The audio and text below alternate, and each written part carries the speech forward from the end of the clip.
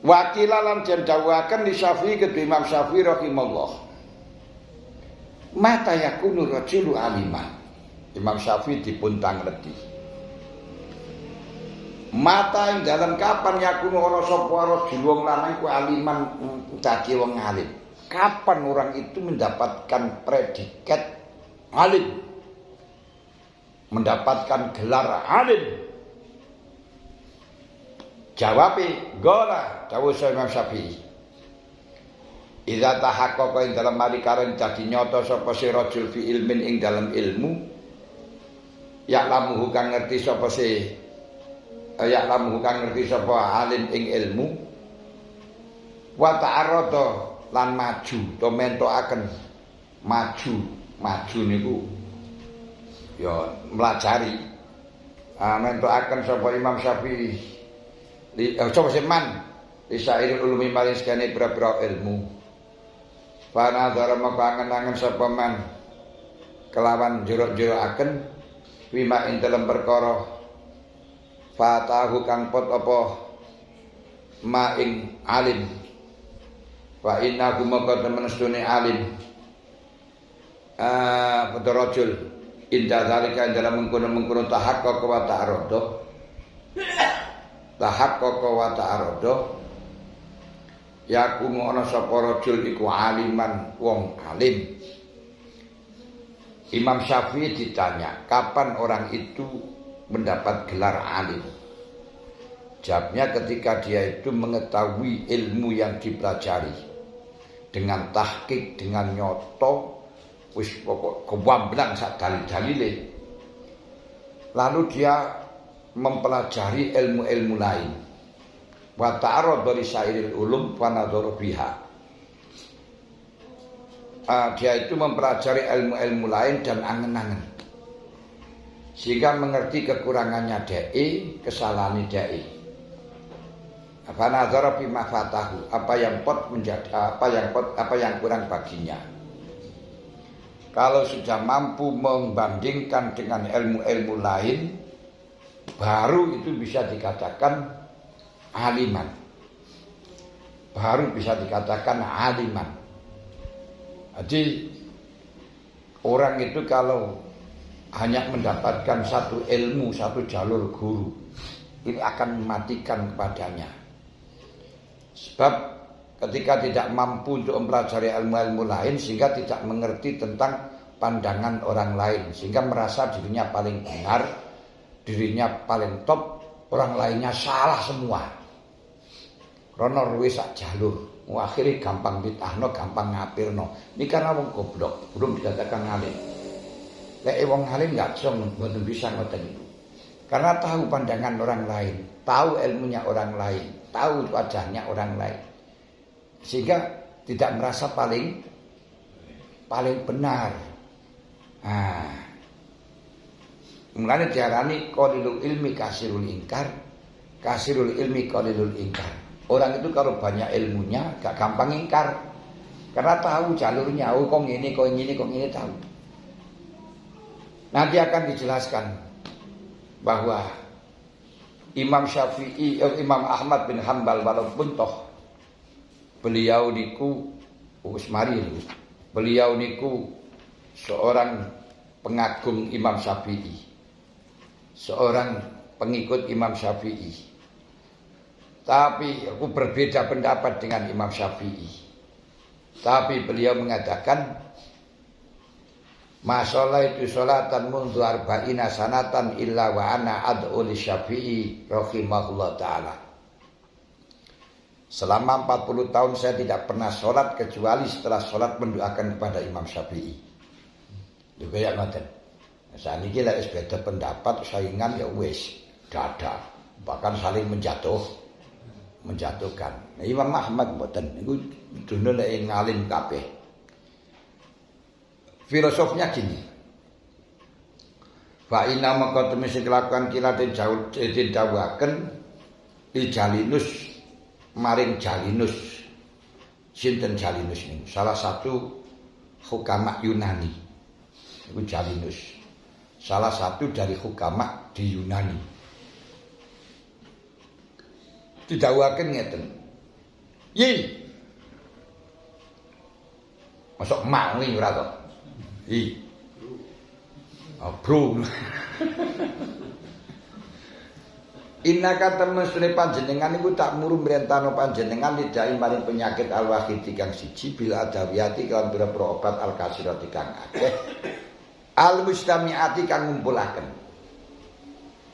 Panjenengan niku lho ngobati penyakit siji obate akeh niku dos pundi.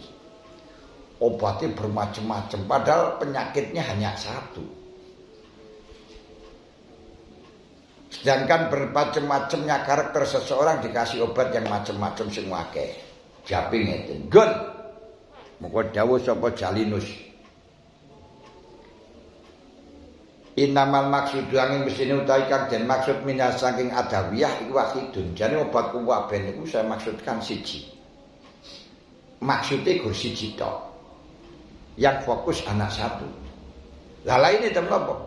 Wa inna ma yuj'al wa ngin besine dan dadiakan mau sertani wakid apa garu liyani wakid lias kuna supaya anteng supaya sirep apa kidatuhu landepe wakid ati untuk meredam kekuatan obat satu tadi. Karena kalau obat itu satu niku diobati sangat kuat pengaruhnya perang karo penyakit yang sehingga mengakibatkan efek samping. Makanya perlu dibentengi badannya dari beberapa efek-efek tadi. Misalnya kalau kita ngobati dengan obat keras, boniku sprit atau kencur, ini gak kuat apa itu lambungnya. Karenanya harus dibentengi lambung. Jadi dikencur karo obat yang bisa mencegah masuk nangge lambung. Apa niku apa itu termasuk apa namanya milanta apa piye gak paham saya. Pokoknya penting obat yang bisa mencegah, yang bisa membentengi pada lambung. Ngoten. Yang membentengi pada lambung dan mungkin akan berpengaruh pada ginjal, akan berpengaruh pada apa. Niku dibentengi kabeh. Kenapa? Li'anal ifroda karena temesune ijen niku qatilun. Laleke penyakit obate mek siji ditok iki membunuh kepada dia, mati kae. Karena tidak mampu untuk menanggulangi kedahsyatan dari obat itu. Mulane didhawuhaken ilmu niku lek siji tok mateni kok. Mateni nang awake. Mergo apa? Ya merasa bener tok niku. Akhire mateni. Yang mestinya itu mengetahui kelemahannya dirinya malah justru merasa paling hebat, paling pinter sehingga membid'ahkan seseorang, mengolok-olok seseorang sehingga menjadi rame. Mulane di Indonesia niku umpama Wahabi niku pinter, ngalim, gak akan rame. Marane goblok-goblok niku akhire ana wong ziarah kubur dirokno musyrik. Lha masalah pengetahuannya hanya minim gitu kan nih. Muludan musyrik, muludan bid'ah ini. Masalahnya karena saking goblok ini akhirnya malah ngarani bid'ah, ngarani musyrik, sehingga akhirnya apa yang terjadi? Rame, nuduh oleh qalilul ilmi. Ambane qalilul ilmi kasrul ingkar. Wong sithik ilmu ini gampang rewel ngoten niku lho ya. Salah, masalah ya menjadi pengetahuanmu hanya itu saja. Dikira pengetahuan apa itu kebenaran itu menurut DE ngono ya. Kalau sudah diketahui dia mutlak benar kan lho. Kowe iku sapa kowe? Apa kowe iku nabi?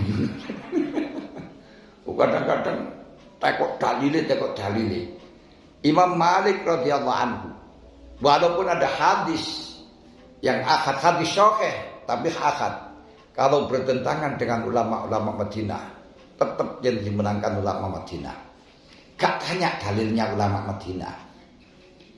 Makanya hanya saya yakin ulama Madinah lebih ngalim, lebih pinter, lebih ngerti dalam masalah hadis ini.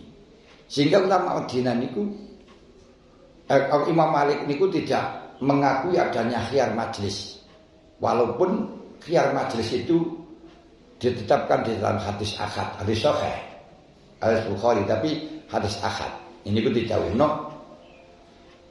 Al-mutabayyi'ani bil khiyar malam yatafarraqa. Wong dol tinuku niku agak hak khiyar sebelum pisah. Tapi karena ulama-ulama Madinah pada waktu itu tidak menggunakan khiyar majlis, walaupun ada hadis sahih tadi, Imam Malik tidak menerima.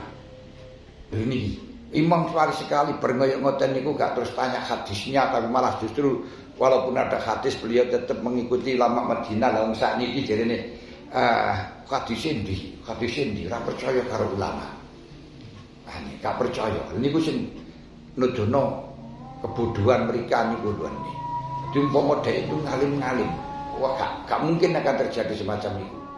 Dianane bid'ah semacam itu mergo nudono kalau ilmunya sangat cetek sekali.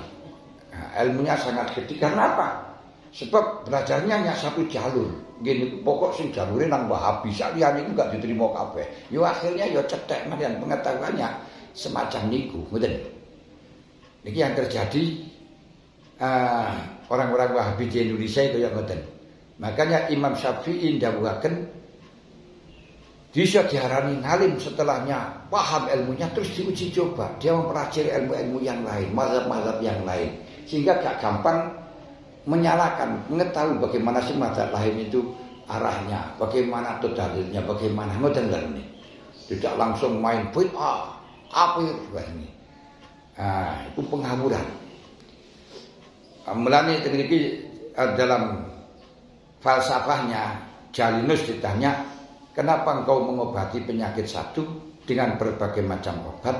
Dia jauh, sajane tujuannya bersiji, mek sing tok. Dan kita bermadzhab Syafi'i tujuannya siji, mek madzhab Syafi'i, tapi kita mengikuti mazhab lain niku agar supaya kita kuat di dalam mazhabnya dan tidak gampang menyalahkan yang lain, ngoten.